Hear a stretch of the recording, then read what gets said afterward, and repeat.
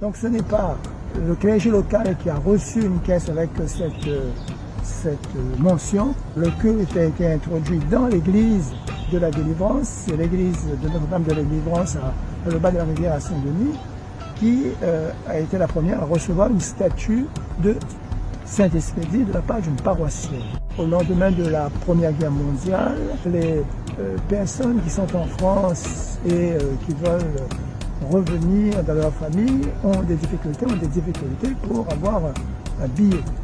Et on a donc un membre de la famille Châtel, une dame Châtel qui est à Marseille, qui fait toutes les démarches pour essayer d'obtenir un billet pour revoir sa famille et elle ne l'obtient pas après plusieurs démarches.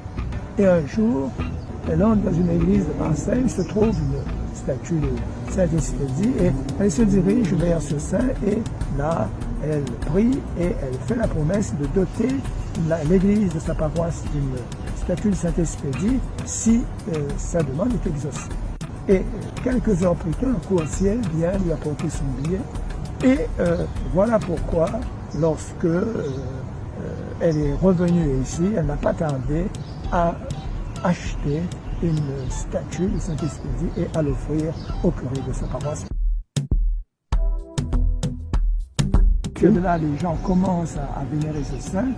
Ensuite, après, le commerce se développe ici et apparaissent donc des statues de Saint-Expédie dans les commerces.